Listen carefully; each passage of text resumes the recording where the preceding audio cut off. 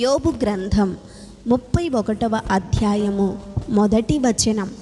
నేను నా కన్నులతో నిబంధన చేసుకొంటిని, కన్యకను నేనెలాగు చూచుదును. 2వ వచనం. అలాగు చేసిన ఎడల పరమున ఉన్న దేవుని ఆజ్ఞ ఏమగును? ఉన్నత స్థలమున ఉన్న సర్వశక్తుని స్వాస్థ్యమేమగును? 3వ వచనం. దుర్మార్గులకు విపత్తు సంభవించుటే కదా, పాపము చేయువారికి దురవస్థ ప్రాప్తించుటయే కదా. 4వ వచనం.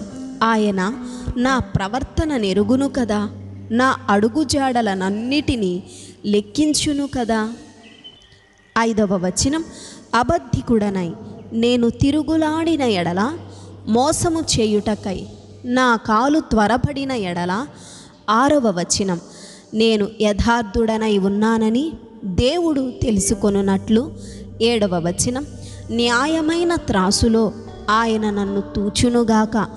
నేను త్రోవ విడిచి నడిచిన ఎడల, నా మనస్సు నా కన్నులను అనుసరించి సంచరించిన ఎడల, మాలిన్యమేమైనను నా చేతులకు తగిలిన ఎడల. 8వ వచనం. నేను విత్తిన దానిని వేరొకడు భుజించునుగాక, నేను నాటినది పెరికివేయబడునుగాక. 9వ వచనం. నేను హృదయమున పరస్త్రీని మోహించిన ఎడల, నా పొరుగువాని ద్వారమున నేను పొంచియున్న ఎడల. 10వ వచనం. నా భార్య వేరొకని తిరుగలి విసురునుగాక, ఇతరులు ఆమెను కూడుదురుగాక. 11వ వచనం. అది దుష్కామ కార్యము, అది న్యాయాధిపతుల చేత శిక్ష నొందదగిన నేరము. 12వ వచనం. అది నాశన కూపము వరకు దహించు అగ్నిహోత్రము, అది నా ఆదాయమంతయు నిర్మూలము చేయును. 13వ వచనం.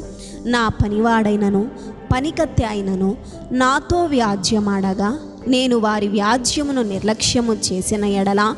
14వ వచనం. దేవుడు లేచినప్పుడు నేనేమి చేయుదును? ఆయన విచారణ చేయునప్పుడు నేను ఆయనతో ఏమి ప్రత్యుత్తరమిత్తును? 15వ వచనం. గర్భమున నన్ను పుట్టించినవాడు వారిని కూడా పుట్టింపలేదా? గర్భములో మమ్ము రూపింపినవాడు ఒక్కడే కదా. 16వ వచనం. బీదలు ఇచ్చయించిన దానిని నేను బిగబట్టిన ఎడలను, విధవరాండ్ర కన్నులు క్షీణింపచేసిన ఎడలను. 17వ వచనం. తల్లిదండ్రులు లేని వారిని నా అన్నములో కొంచెమైనను తిననీయక నేను ఒంటరిగా భోజనము చేసిన ఎడలను. 18వ వచనం. ఎవడైనను వస్త్రహీనుడై చచ్చుట నేను చూడగను, బీదలకు వస్త్రము లేకపోవుట నేను చూడగను. 19వ వచనం. వారి దేహములు నన్ను దీవింపకపోయిన ఎడలను, వారు నా గొర్రెల బొచ్చు చేత వేడిమి పొందకపోయిన ఎడలను. 20వ వచనం. గుమ్మములో నాకు సహాయము దొరకునని తండ్రి లేని వారిని నేను అన్యాయము చేసిన ఎడలను. 21వ వచనం. నా భుజశల్యము దాని గూటి నుండి పడునుగాక, నా బాహువు ఎముకలోనికి విరుగునుగాక. 22వ వచనం. నేను అలాగు చేయలేదు, నా బాల్యము మొదలుకొని దిక్కులేని వాడు తండ్రి భావముతో నన్ను భావించి నా యొద్ద పెరిగెను. నా తల్లి గర్భమందు పుట్టిన నాట నుండి దిక్కులేని వానికి నేను మార్గదర్శినైతిని. 23వ వచనం. దేవుని మహాత్యము ఎదుట నేను నిలువజాలననియు, ఆయన నన్ను నిర్మూలము చేయుననియు భీతి పుట్టెను. 24వ వచనం.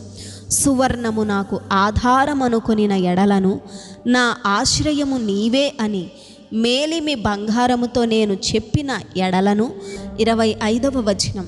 నా ఆస్తి గొప్పదని గాని, నా చేతికి విస్తారము సొత్తు దొరికెనని గాని నేను సంతోషించిన ఎడలను. 26వ వచనం. సూర్యుడు ప్రకాశించినప్పుడు నేను అతనినే గాని, చంద్రుడు మిక్కిలి కాంతి కలిగి నడుచుచుండగా అతనినే గాని చూచి. 27వ వచనం. నా హృదయము రహస్యముగా ప్రేరేపింపబడి వారి తట్టు చూచి నా నోరు ముద్దు పెట్టిన ఎడలను, పరమున ఉన్న దేవుని దృష్టికి నేను వేషధారినవుదును. 28వ వచనం. అదియు న్యాయాధిపతుల చేత శిక్ష నొందదగిన నేరమగును. 29వ వచనం. నన్ను ద్వేషించిన వానికి కలిగిన నాశనమును బట్టి నేను సంతోషించిన ఎడలను, అతనికి కీడు కలుగుట చూచి నేను ఉల్లసించిన ఎడలను.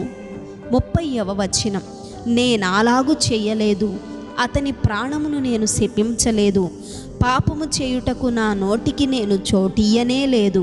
31వ వచనం, అతడు పెట్టిన భోజనము తిని తృప్తి పొందని వానిని చూపింపగలవారెవరని నా గుడారమందు నివసించువారు పలుకని ఎడలను. 32వ వచనం, పరదేశిని వీధిలో ఉండనీయక నా ఇంటి వీధి తలుపులు తెరచితిని కదా. 33వ వచనం, ఆదాము చేసినట్లు నా దోషములను దాచిపెట్టుకొని. 34వ వచనం, మహాసమూహమునకు భయపడియు కుటుంబముల తిరస్కారమునకు జడిసియు నేను మౌనముగా నుండి ద్వారము దాటి బయలు వెళ్ళక రొమ్ములో నా పాపములు కప్పుకొనిన ఎడల పరమున ఉన్న దేవుని దృష్టికి నేను వేషధారినవుదును. 35వ వచనం, నా మనవి వినుటకై నాకొకడు ఉండవలెనని నేనెంతో కోరుచున్నాను. ఇదిగో నా చేవ్రాలు గుర్తు, ఇదిగో నా ప్రతివాది వ్రాసిన ఫిర్యాదు, సర్వశక్తుడు నాకు ఉత్తరమిచ్చునుగాక. 36వ వచనం, నిశ్చయముగా నేను నా భుజము మీద దానిని వేసికొందును, నాకు కిరీటముగా దానిని ధరించుకొందును.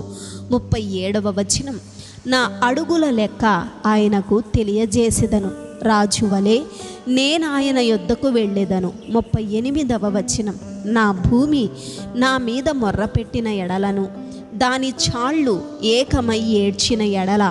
39వ వచనం, క్రయధనము ఇయ్యక దానిని అనుభవించిన ఎడలను దాని యజమానులకు ప్రాణహాని కలుగచేసిన ఎడలను. 40వ వచనం, గోధుమలకు ప్రతిగా ముళ్ళును యవలకు ప్రతిగా కలుపును మొలుచునుగాక. యోబు వాక్యములు ఇంతటితో సమాప్తములాయెను. ఆమేన్.